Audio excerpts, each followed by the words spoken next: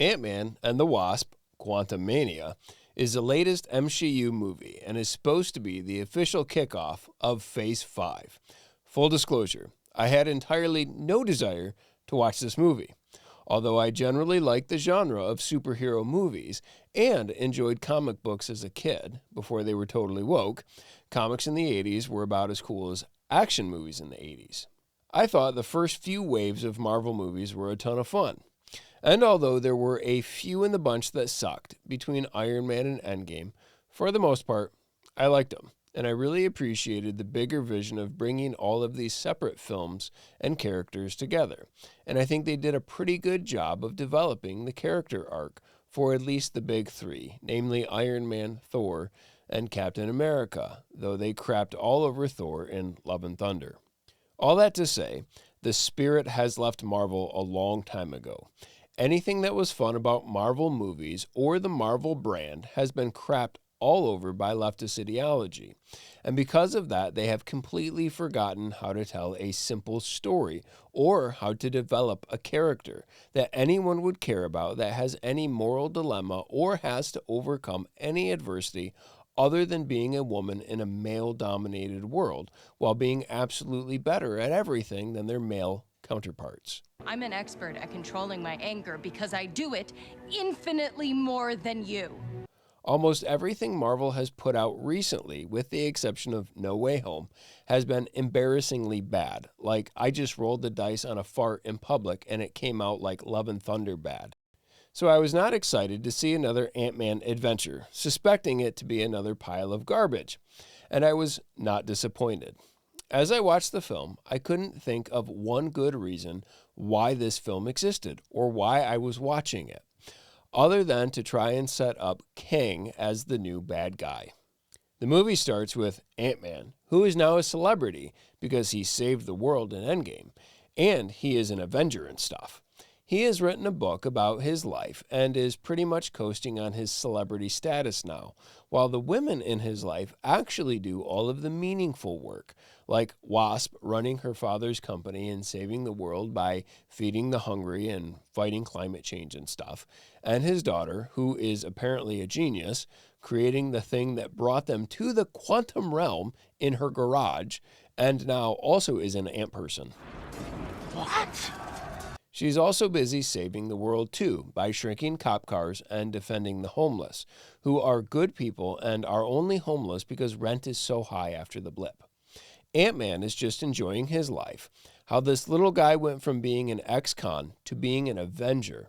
Basically, he's just enjoying his privilege because he's white and a man, while the super competent women in his life, who are smarter and stronger than he is, do all of the meaningful work. And then they go to the quantum realm and come back, and that's basically the whole movie. Actually, the vast majority of the movie takes place in the quantum realm, but the whole thing just seems completely out of place.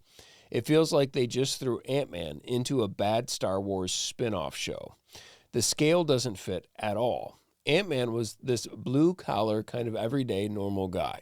In the first two movies, which are local and the threats are much smaller, which fits his character. But then you put him into this massive alternative universe in the quantum realm, where he is the lead, and it just doesn't fit. Not only that, the whole quantum realm thing doesn't make any sense within this universe. As far as Michelle Pfeiffer's time there, for 30 years, and Ant-Man's time previously spent there for 5 years at the end of Endgame and Ant-Man 2, it's just stupid and inconsistent, which could maybe be overlooked if they did a really good job developing the world of the quantum realm, which just, by the way, sounds like a bad sci-fi movie from 1988, but they didn't do that. You have generic CGI good guys and generic, literally faceless CGI bad guys, with the exception of MODOK, who is literally a giant CGI face and is there only for comic relief. The dialogue sucks, all the jokes fall flat, there are no character arcs at all, and none of the main characters are ever really threatened in any way. The only character that was cool was Kang, who I guess is supposed to be the new big bad guy like Thanos. However, I found myself rooting for him the whole time, but even he feels completely out of place in this movie.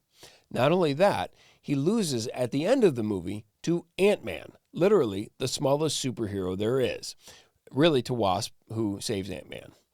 How big of a threat can this guy actually be if he loses to Ant-Man? That's basically it. After they kind of destroy the magical MacGuffin, they transport themselves back to the normal realm, I guess, because apparently they can do that now. The movie then ends right where it began, with Ant-Man walking through the streets of gay San Francisco, enjoying his privilege. So does this movie pass the man test? That is, can I tell my man friends that I watched this movie without feeling moderately gay? Answer, no. What about worldview? As a Christian, is there anything redeeming in this film? Nope, not at all. As far as a social commentary, it's basically everything that you've come to expect from a Marvel movie. All of the men are second rate to the women. Even in the leader of the resistance of the quantum realm was a woman. Even though she was actually all juiced up and looks like strong woman Heather, she's still a woman. I'm not here to talk about my transition. Marvel has to make sure that women are always in the lead. And then there was the completely awkward and out-of-place statements about the merits of socialism and the police and the homeless and so on. Not to mention all of the pride propaganda in every single shop in San Francisco. There are no redemptive themes in this movie whatsoever. No character arcs, no overcoming of weaknesses, just weak male leaders. No fall from grace, no redemption, no sacrificial love, no real justice or punishment for the evildoer, coupled with weak, stupid, and out-of-place political and social commentaries. Not to mention the absurdity of the quantum realm in general. The whole thing was stupid and pointless, and I want my 2 hours back. Overall, I give this movie a D-. Marvel should repent in sackcloth and ashes, not just for this movie, but also for being generally awful and destroying everything good the previous generation accomplished, which is a pretty good social commentary in and of itself.